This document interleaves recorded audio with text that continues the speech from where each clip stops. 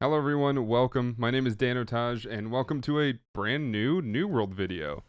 Today we're going to explore one of the main modernizations of Amazon's new game, New World.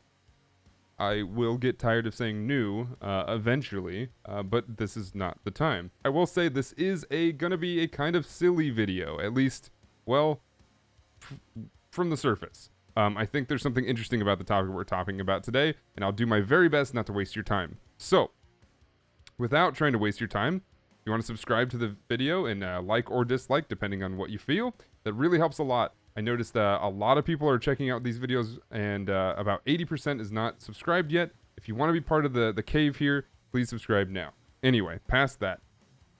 The question, does New World use the Holy Combat Trilogy that almost every single MMORPG uses today, and have used in the past, have used for the past decade or so? You know, tank, healer, DPS. Those three. You gotta have one tank, you gotta have one healer, and you gotta have a bunch of DPS. Short answer, for a lot of you, is yes. If that's all you wanted to hear, great. I hope I helped you. I'm sure it was boring for you, but there's more to it. The long answer is yes, but it's not quite that simple. And this is what this video is going to be all about. So if you go and play the game with the understanding that yes, you need a tank, you need a healer, and a bunch of DPS, you're going to be just fine. But I think you'll get bored. Well, maybe not bored, but it'll be a little bit more boring than I think the game what it has to offer. There's a big reason why I'm making this video and not just tweeting about it, not just sending out a quick message about it. This simple question was asked quite a bit during the closed beta, and has been asked kind of for a while people have been checking this out. Obviously, people are very hesitant to go into an Amazon game and invest your hard-earned money into an Amazon game. By the way, we have keys to give away. We'll give away at launch, so make sure you're watching on Twitch. And I totally understand that. There's a lot of risk going into this. They've had certain games that didn't come out and were going to, and whatever. So this is where this kind of comes up. This question comes up quite a bit. Simple question, and it's very easy to chalk up to the simple fact that people are tired of seeing it. People are very tired of seeing this over and over again. Oh, tank, healer, DPS. All right, what do you want to play? I think I want to play a tank. Oh, let's see how the healers are. By the way, healers are very, very interactive.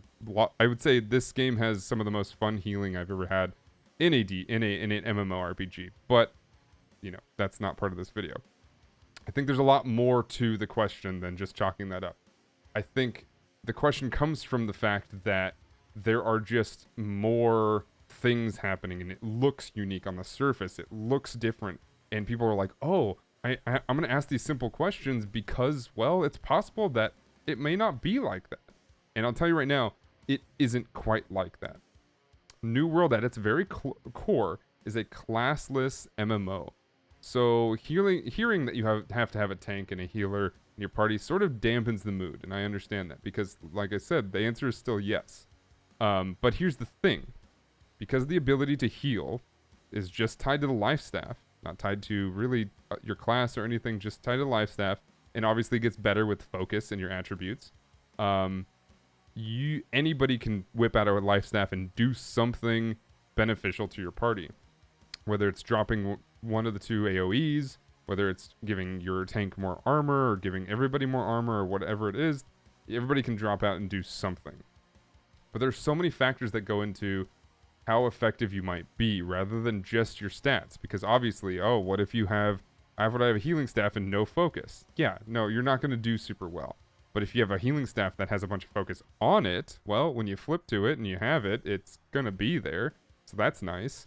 But there's also healing staves that have strength and durability, or strength and constitution on it, which will help you tank a little bit better, or whatever. But the point is that anybody can do all these things, and there's a reason for that. It's not just because, oh, you want to feel like you're healing even though you're really not doing much, or it's just not designed well. There are some flaws in it, but for the most part, it's designed pretty balanced and pretty evenly, especially because your gear mid to late game is so much more important than just your attributes. The beautiful thing about this design is that New World has a lot of hybrid builds you can put together that actually work, especially in player versus environment fighting. Frankly, a lot of what we're going to be talking about here, a lot of the thought process behind a lot of this is going to be in the way of PvE, because PvP is going to be a crapshoot at launch. It was there was a couple of very, very deep exploits and a couple of very strong builds that nobody else could really touch unless you started doing exactly that, which sort of developed a meta. And I don't know if they want to go that way, and I think they learned a lot from that. So that's probably going to change on launch. Keep, like I said, subscribe to the channel so we can talk about that when it comes out and we find out more. In the closed beta, we were able to make a few very powerful metas in PvP. We'll explore that more later on, but I'm willing to say that it's going to change. So New World was designed with the thought of not having classes, but sort of archetypes. I should say what we're splicing in here is a lot of our expedition video. The first parts are going to be a little bit of when we didn't really understand that you fully needed a tank for something, because, you know, it kind of doesn't really tell you need to, and that's why it was a little confusing. And the second part is when we're like, oh, we'll throw a tank in here. And then as we kind of progress, you'll see that sometimes you don't need a tank. Sometimes you just need somebody that is very good at what they do. New World has not gone into classes, but they sort of have archetypes. And I say sort of because it isn't something that's officially labeled as a mechanic, but it's something that the devs use to help us learn the game before fully diving into it, before we're able to get our hands on it, which helped a lot. So one of the archetypes that I used and I loved was a modified version of what they called like Paladin. So they said, hey, try to get a great axe and a life staff. See if you can get that to work and see what you like in that. And I was like, well, I think I'm going to pull out a sword and shield instead and also have the life staff. And what that did was that made it so I was super survivable. My survivability was through the roof.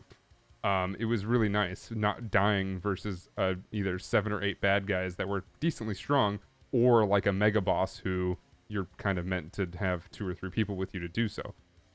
It took me forever to kill them, but I was able to survive, and that was pretty cool.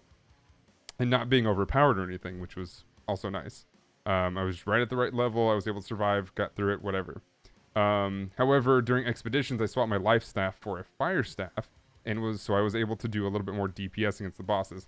It's also important to point out that different weapons have different movement abilities, which is very nice too. So during an expedition, I can pull out, I had my fire staff, and I can use the fire step to just burn through a bunch of enemies, a group of enemies. If you time it right, you can do it as they're doing a big move, and well, they're gonna miss because you're already on the other side of the whole party. So that was very nice, and you can do that with a bunch of different ones. The bow has a lot of maneuverability. The rapier has a bunch of maneuverability. It's like you play with what you want and see how it works. Anyway, my point is to say that when you're playing with like randoms or people you just need to you're just finding people in the server to go do an expedition or help you out, or maybe you have a bunch of people in the company who are like one type of, you know, class in quotation marks, bunch of DPS spec'd people. Well, you can kind of make that work for you by just having, hey, we need a healer, we need a tank, and a DPS, right? They're all just that way. But if you're, like, let's say you have a group of people that you are heavily in contact with, you know pretty well, and they don't really have too much variety in what they're doing, you can architect your party pretty carefully so that you can kind of win in almost every situation, which is really nice. It takes, like I said, it's very easy to respec, and it's very easy to switch stuff up, but you don't really have to do too much if you're careful. You can get a high damaging sword and shield user that can tank, even if they don't have a bunch of constitution, and you can help burn bosses down. But you can also, like, when things get too crazy, because, well, you may be getting hit a few times because maybe you're not the best Dark Souls player, which, by the way, a really good Dark Souls player or Monster Hunter player can probably be a tank without having to have a high constitution, because remember, you have a dodge roll in this game. It's not like tab targeting where you're mitigating damage just based on stats on your gear. You are actually mitigating damage by having it totally miss you. And if you're very good at that, well, yeah, you don't need that high constitution, and that means you can do more damage, or you can do more healing, or whatever it might be. So if you're paying attention to that, you can do it that way.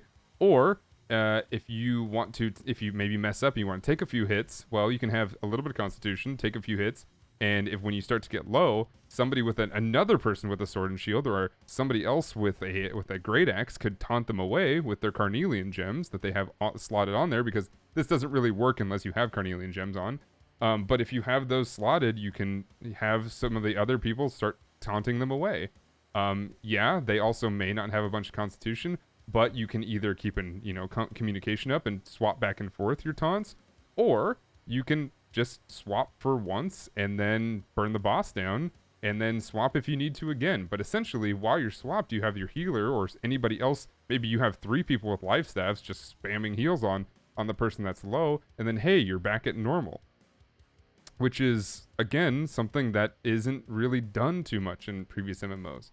Yeah, like you can do it, and I'm sure that there's like edge cases out there that say, oh well, I was a DPS, but I also had a heal gun where I shot my friend right in the back of the head, and it was a crit, and he healed all the way, and it's like I wasn't even a healer. Yeah, you can obviously do that stuff, but here you can do that so much more consistently, which is what makes this system unique and nice and fun. So keep that in mind.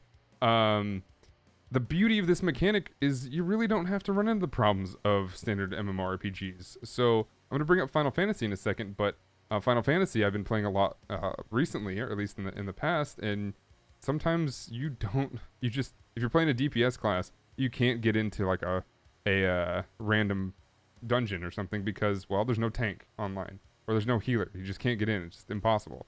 Well, here you can just kind of do it, and you can probably make it work in some way, shape, or form. So there's a ton of room for flexibility. Also in Final Fantasy 14, they kind of modernized it in a way that makes sense as well. I'm showing this stuff in the way of Amazon is really doing something to modernize the current MMORPG, but in Final Fantasy 14 also did this very well. The difference is that they're still on a class system, right? So you swap your classes, you swap your jobs very smoothly and very easily by just switching your weapon, but it still sticks you into that very thin line of this is what this class does. This is what this class does. This does all the damage. This does all the healing. This does all the tanking. And in New World, those lines kind of fade together.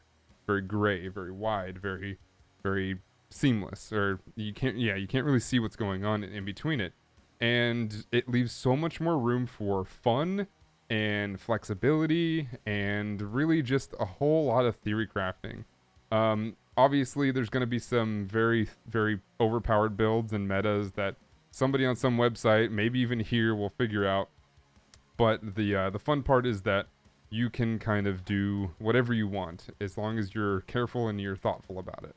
So, with that being said, I'm not here to pat New World on the back and say, hey, this game is going to be perfect, because I don't think it's perfect yet. I think there's a lot of room to be fixed. There's a lot of things that need to be balanced, and a lot of issues that need to be ironed out. But for the most part, I have been very impressed with what I've been able to see based on this question. So I wanted to bring this question to a video and really show what we have going on. So hope you enjoyed it. I hope I answered some of your questions. I will answer more questions in the comments, as I have been doing since the closed beta ended.